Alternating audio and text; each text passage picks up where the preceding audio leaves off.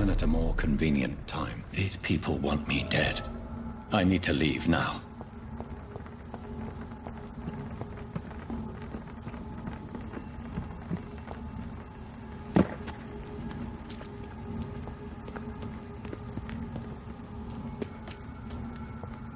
So Doris just needed to be close to her audience to infect them. Contagion through skin. Very disturbing.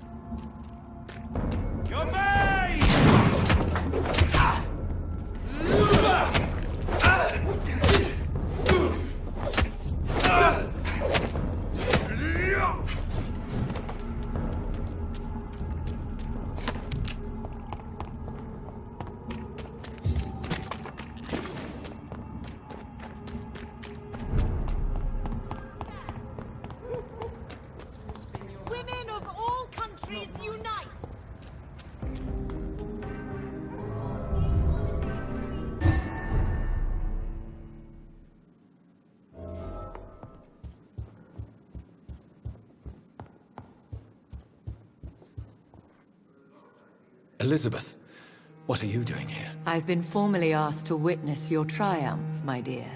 After all, isn't it the natural role of a woman to support her man in victory? But it's you who insisted I join the Ascalon. Please forgive my giddiness. I'm just overcome by the thrill of finally being allowed within these hallowed halls. You certainly have an inquisitive mind. It's quite something. Elizabeth Ashbury, only you can make me smile in these difficult times. And the same to you, Jonathan Reed. Now go have your little chat with the chairman. I can see he's practically bursting to hear your report.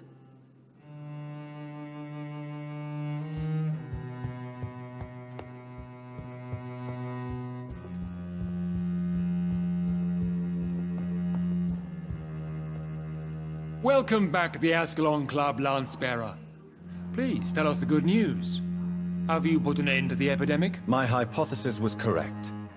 Doris Fletcher was the source of the contagion in this part of town.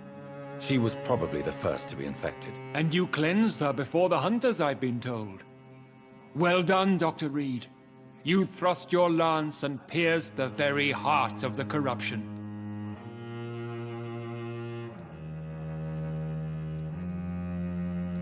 I did my best. The important thing is, we won a major battle for the survival of London. For that, we salute you. Thank you, my lord. Now, I have another task for you. One of the utmost importance. Perhaps even more so than the previous. I'm listening. It's time for you to perform a most sacred duty for the club. I want you to recruit a new vampire. Recruit a new vampire? Are you sending me on some sort of diplomatic mission? Not exactly. I want you to make Aloysius Dawson the Ekon he deserves to be. As you wish, my lord. Good. Now go. How would you like me to proceed? Aloysius is waiting for you at the Dawson estate. Once the deed is done, I'll join you there to celebrate this momentous occasion. Before I go, I have a few questions. All right, I'm listening. Why Aloysius Dawson? Because he is about to die, and he just may be the most influential man in England. After me, of course. Did he choose me? No, I did. My decision is very recent, to say the least, but it is entirely mine. Does he know I'm coming? He can't wait to become your progeny, Dr. Reed. Especially now that you have shown how strong your lineage is through your sister. You invited Lady Ashbury. Wouldn't that be breaking one of your cardinal rules? No women allowed. Not allowed as members, no. But considering the circumstances, I thought you'd like to have her here to witness your triumph. So it's a temporary admittance, then? Something of a bargain, considering the crisis we're currently facing. How would you like me to proceed? Don't worry. Aloysius has had many years to prepare himself. He has studied our kind for decades. So shall I just let him drink my blood? Yes. Aloysius will gratefully sup on your blood. His heart will slow, then stop. But he will rise again as one of us, an immortal. Is there any danger? Our blood alters a mortal body so deeply that some don't survive the metamorphosis. They die for good. But Mr. Dawson has been preparing himself for a long time. Goodbye, Lord Redgrave.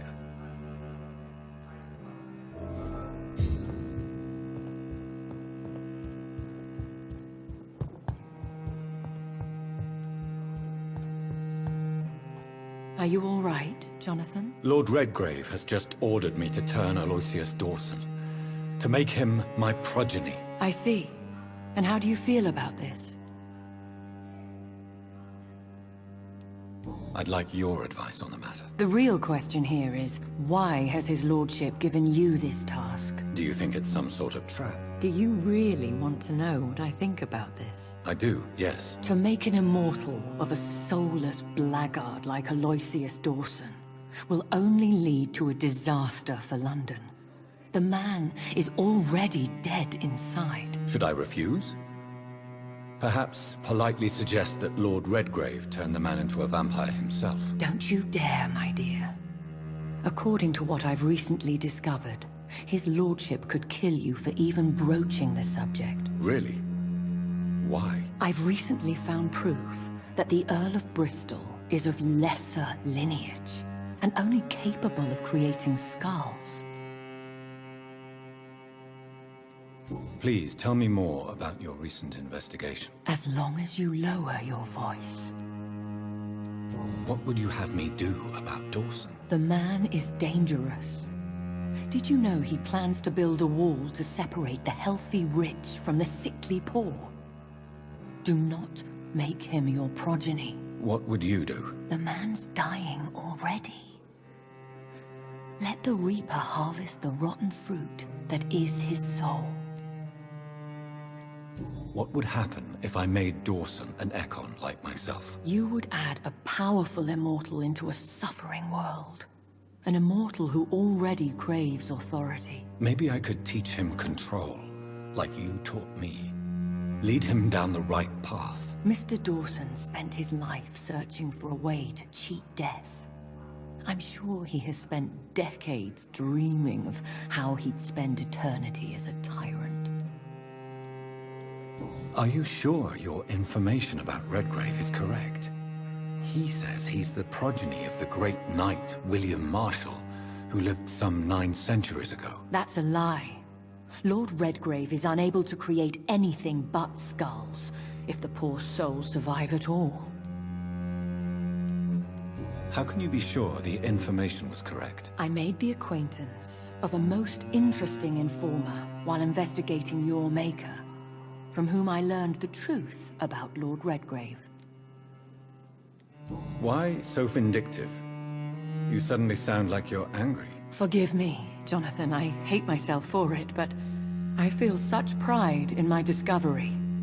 I'm afraid I just can't help it. Which is? He did serve William Marshall. And yes, the blood he covets as a token does truly belong to that legendary knight. But he was never his progeny.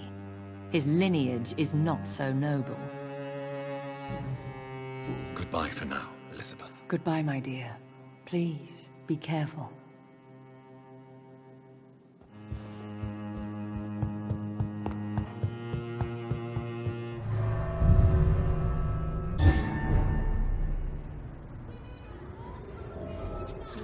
It looks like vampires have to obey Mendel's laws when producing progeny.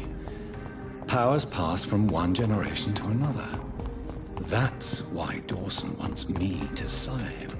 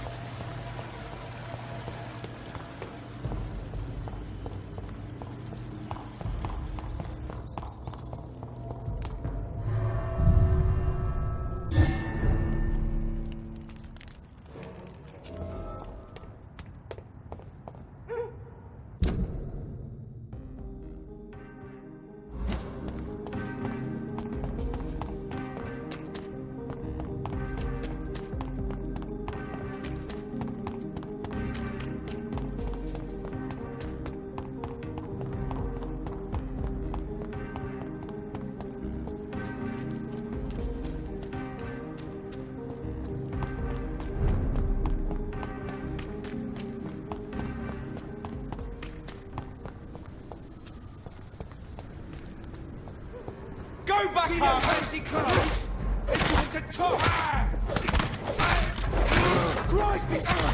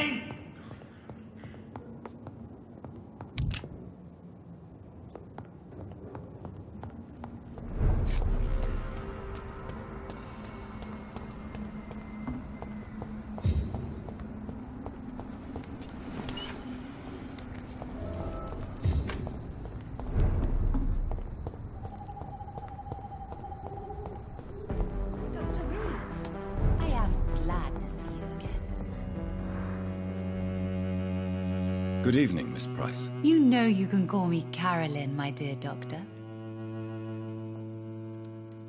Do you know Aloysius Dawson? Everybody knows him. He's only been to my shop once, though, looking for rare books and other intriguing antiques. Did he buy something from you? No, he left quickly. He almost laughed at my goods. Mr. Dawson may be a rich man, but you can't buy good manners. But isn't Aloysius Dawson known for his philanthropy? That was before his brother Robert died in an aeroplane crash. Since then, the remaining twin has turned into a heartless tycoon. Goodbye for now, Miss Price. I hope you can stay a little longer this time.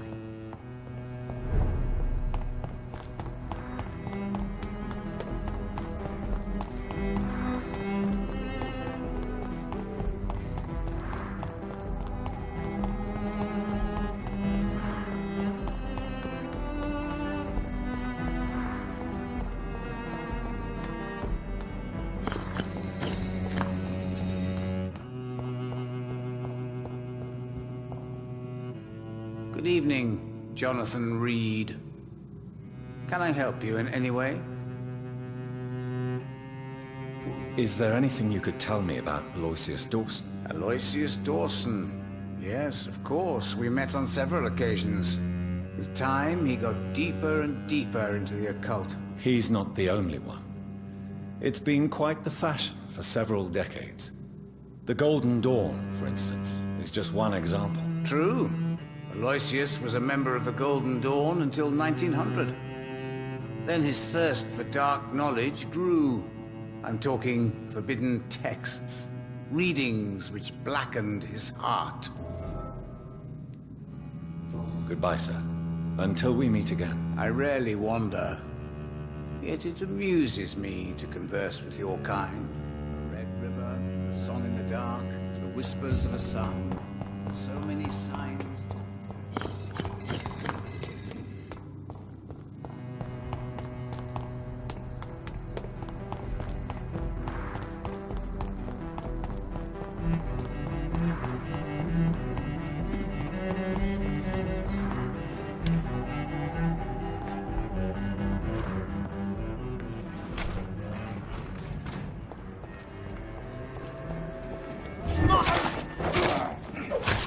I shall be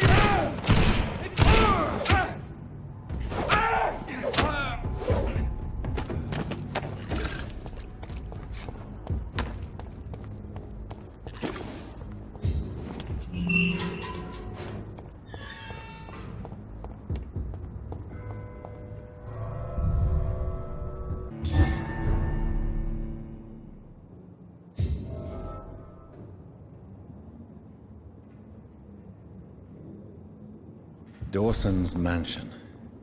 Here I am at last. But the question remains, am I ready to make a dying man my progeny?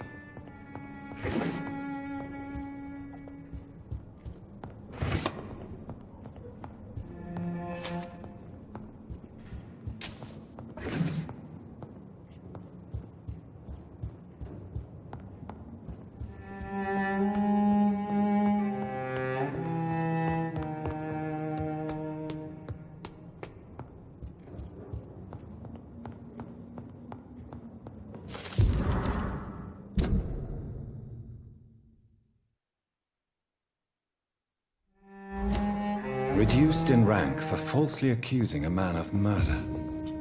I wonder what Inspector Albright thinks about his punishment.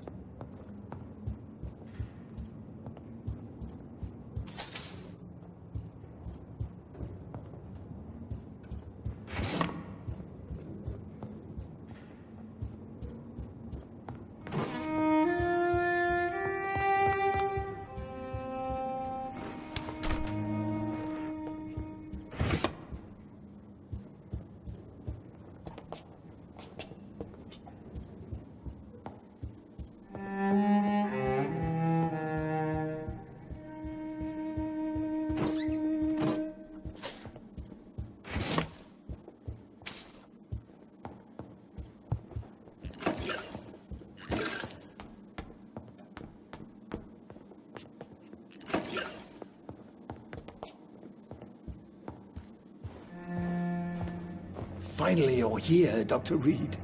What took you so long? I had to pass several of your barricades and outposts to access your mansion, sir. Death, pestilence surround us, and time is against me. I see you've gathered some of the most expensive, albeit experimental, blood transfusion equipment available. All this could be so useful in a hospital. Yes. Since Lord Redgrave sent me a doctor to perform my conversion, I thought you might find some of these devices useful. Most thoughtful.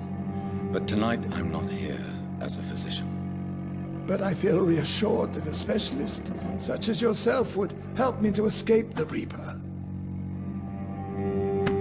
Very well. But before I proceed, I have a few questions for you. If you must, but be quick, for I don't have much time left in this life. First of all, I need to be sure that you know exactly what is going to happen to you, sir. I can assure you I'm as informed as any man can be. I have planned for this moment, Dr. Reed. Planned very carefully.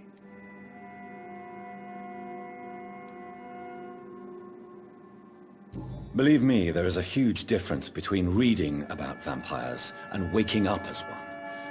I learned that myself the hard way. Oh my God, man, stop your whining. I don't have time for your pointless jibber-jabber. I will become your maker.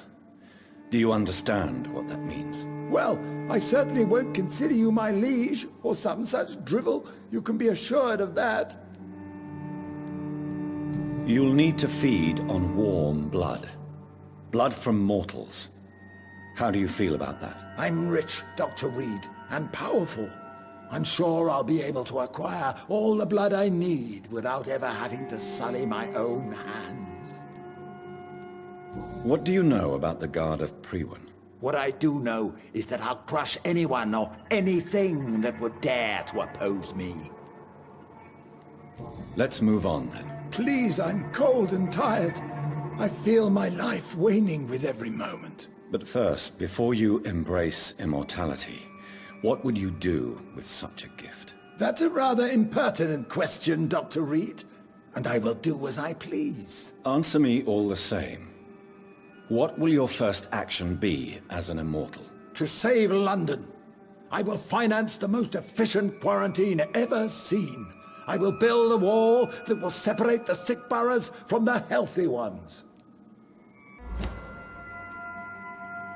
Who gave you the right to decide the fate of thousands of people? My money. My money and my pending immortality gives me the needed authority, Doctor. I'm a businessman. I'm used to tough decisions. You really plan to build a quarantine wall across London? Yes, it will be tall and strong, separating the wheat from the chaff. By doing so, you will also create 2 separate prisons. Come, sir. An eminent doctor like yourself knows that such radical measures have proved efficient in the past. Let me guess. You mean to isolate the rich from the poor? This is a desperate measure for desperate times. England must prevail, Doctor, no matter the cost. Quarantine is not a bad idea, medically speaking. But I'm convinced this epidemic will not be contained by mere walls. As long as the right people are on the right side of the wall, that's all that matters. But you can't guarantee infection will not spread. Just one contagious carrier would be enough to create an apocalypse. The apocalypse is already knocking at the gate. We must be strong now. What if a new outbreak happens inside your walls? You'll have created a giant trap. That won't happen. As long as we dispose of anyone that is contaminated as soon as they are spotted.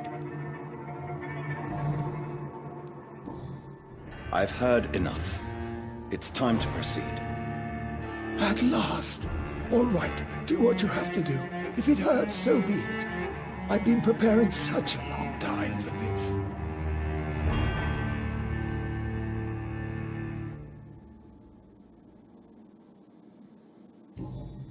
Are you ready for immortality, Mr. Dawson? Drink now, and say farewell to life as you prepare to be reborn. What do you mean, drink? What about the blood transfusion? I'm the doctor and the vampire here, so I'll give the orders.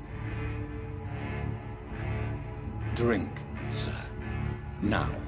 All right. Good.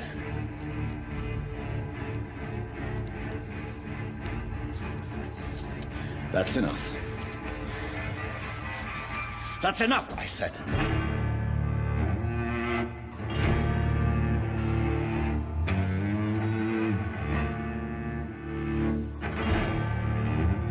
I will not die. Thank you, sir. Thank you. Oh no. You will die, sir. Steel yourself. You're already in death's grip.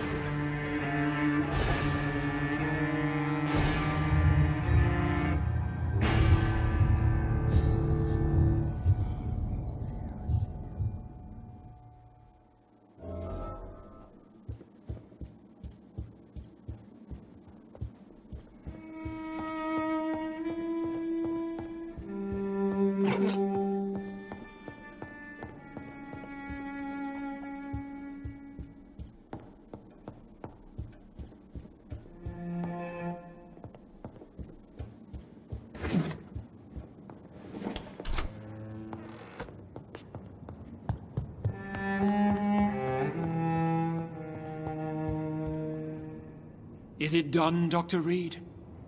Is Aloysius Dawson reborn, as expected? Yes, my lord. Ascalon has a new recruit, as you ordered. Wonderful news. I've waited for this outcome for so long. Tonight you served your country, the king himself, beyond all expectation. Thank you, my lord. No, thank you, Dr. Reed. Now, could you do me one last favor? Of course. What is it? Go outside and talk with that disgusting creature I saw waiting for you in front of this mansion. I have no idea what you're talking about, but I'll have a look. Good. I didn't kill her on the spot, for she claims to be a friend of yours. But don't you dare bring such a creature near me again.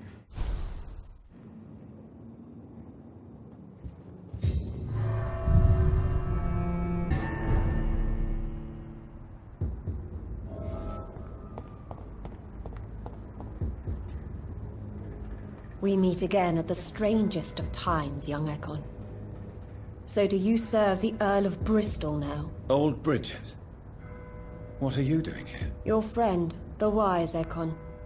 She sent me to warn you. Did anyone see you? It's a long way from the dock sewers, and hunters are patrolling the streets here. Who said I took the streets? How do you think I survived for centuries in this city without ever being seen? I know all her secrets. How did you meet Lady Ashbury? She came to us in the sewers in search of answers. Just as you did. What kind of answers did you give her? I knew nothing of your maker, but we talked. We talked a lot. Her words and ideas are captivating. It is no surprise that you like her. I like her too. Lady Ashbury in the sewers? Now that's a sight I wish I'd seen. She said she was your friend, and that she sought the identity of your maker. So I answered her questions. Lady Ashbury? You know her? Tell me what's going on. The lady approached me but a few nights ago, wanting to meet the sewer skulls. Once she questioned Harriet Jones. She agreed to help us. Harriet Jones is still with you then? How is she doing? Harriet remains angry, but is recovering slowly. Her mind is twisted, but at least her body is healing. Tell me what is going on. The lady asked us to keep an eye on your mortal doctor friend while you were away. We spotted the hunters. They were discussing plans to attack tonight. Wait! Slow down! I need to ask you something. I'm listening, but I do not have time to waste, so be quick. Where is Lady Ashbury right now? She said she will go home. She needed to speak with some old friends first, though. Do not worry, young Ekon. She is no fool, and just as strong as you. Why do I feel like Lord Redgrave was particularly irritated to see you? Far more so than the average Skull, if I may say. Because I used to know him quite well. And he is afraid I may remember who he really is. You're Elizabeth's informant. You're the one who told her about Lord Redgrave's lies regarding his lineage. Yes, but my words were not meant to hurt or threaten. I simply told the story of the sewer skulls, and of so many other forgotten children. How did Elizabeth find you? She presented herself humbly at our gate, and asked if we knew of any ancestral vampires hiding in London. She asked about Ascalon. She asked about many things. What do you think of her? Her soul is good, yet tainted with a deep sadness, and the scars of ancient wounds. Time does that to us immortals, for we have so much to dwell upon. Why did she come to you? I am old Bridget, the buried memory of the city. She sought the silent truths, truths I have kept hidden for so long.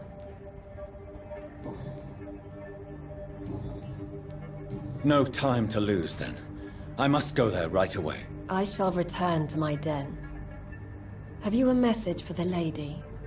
Should I see her before you? Yes. Tell her I love her. Is this still unknown to her? Go now and take care, young Ekon, for the flames are rising.